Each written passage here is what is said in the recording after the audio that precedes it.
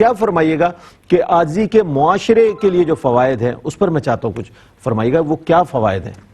بسم اللہ الرحمن الرحیم والصلاة والسلام علی رسول الکریم۔ در حقیقت رئیس بھائی، جو سوسائٹی اور معاشرہ تشکیل پاتا ہے وہ فرد سے تشکیل پاتا ہے، اور جس طرح قبلہ مفتی صاحب نے ارشاد فرمایا اور حضور علیہ السلام کی سیرت اور سنت کا جو معمول رہا وہ فرد کی ہی تربیت رہی، چونکہ اگر فرد کی تربیت ہو جائے تو پوری سوسائٹی کی تربیت ہو جایا کرتی ہے۔ تو یقیناً معاشرے کے اندر امن، سکون، پیار، بھائی چارہ اور ترقی اگر ہمیں دیکھنی ہے تو عاجزی اور انکساری کو پروموٹ کرنا پڑے گا۔ جب تک ہم ایک دوسرے کو ایکسیپٹ نہیں کریں گے، ایک دوسرے کو قبول نہیں کریں گے اور ایک دوسرے کے آگے بڑھنے کے جو مواقع ان کو مسدود کرنے کی کوششیں ترک نہیں کریں گے، اس وقت تک کوئی بھی ترقی نہیں کر سکے گا۔ تو اس کے اندر سب سے پہلا جو کام آتا ہے وہ یہ آتا ہے کہ جب آپ کسی کو اپنے سے چھوٹا سمجھنے لگتے ہیں تو آپ سمجھتے ہیں کہ جس سیٹ پر میں وہ میرا ہی حق ہے، کوئی اور اس کے اوپر نہیں آ سکتا۔ لیکن جب آپ سمجھتے ہیں کہ یہ اللہ کی امانت ہے، اللہ کی امانت مجھ سے پہلے بھی کسی کے پاس تھی، میرے بعد بھی فی الحال میرے پاس ہے، میرے بعد بھی کسی کے پاس ہوگی، تو آپ سمجھتے ہیں یعنی آپ امین ہیں اس کے، امین ہیں۔ تو جب آپ امین ہیں تو امین وہ ہوتے ہیں جو امانت اہل کو سپرد کرے، نہ اہل کو سپرد نہ کرے۔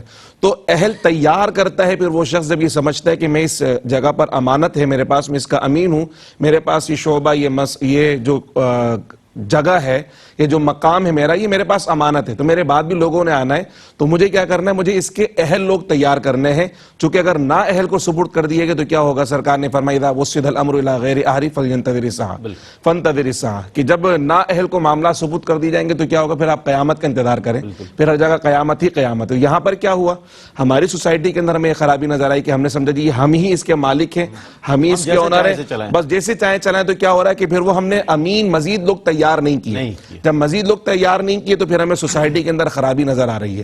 تو عاجزی اور انکساری کا امپیکٹ یہ پڑے گا سوسائٹی پر کہ ہر شخص اپنی ذمہ داری، اپنے منصب کو بطور امانت ایکسیپٹ کرے گا اور اس امانت کے مزید اہل لوگ تیار کرے گا۔ اسی وقت جب کسی کو کمتر نہیں سمجھے گا بلکہ خود کو کمتر سمجھ کر لوگوں کو برتر سمجھنا شروع کرے گا اور ان کی تربیت میں اپنا حصہ شامل کرے گا۔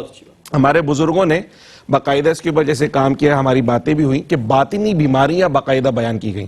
جسمانی امراض پہ جس طرح لکھا گیا ہے، جسمانی امراض کی علامات، تشخیص اور پھر اس کا علاج، بالکل اسی طریق پہ ہمارے بزرگوں نے کام کیا کہ جی باطنی بیماریاں کیا ہوتی ہیں، اس کی علامتیں کیا ہوتی ہیں، اور پھر اس کے بعد اس کا علاج کس انداز میں کیا جانا چاہیے۔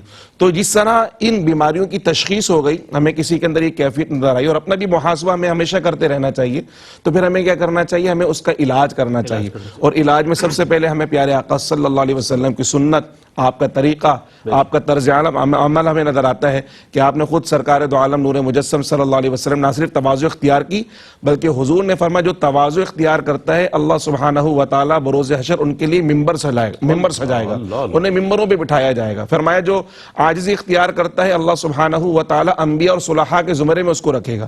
فرمایا جو عاجزی اختیار کرتا ہے اللہ سبحانہ و تعالیٰ اس کے جنت کا راستہ آسان فرما دیا کرتا ہے۔ تو یہ ساری کی ساری چیزیں ہمیں ترغیب دینے کے لیے ہیں، ہم میں سے ہر شخص خود اس پہ عمل کرنا شروع کرے، فرد اصلاح کرے گا، انشاءاللہ پوری سوسائٹی کی اصلاح ہو جائے گی۔ میں بہت شکریہ ادا کروں گا مفتی صاحب۔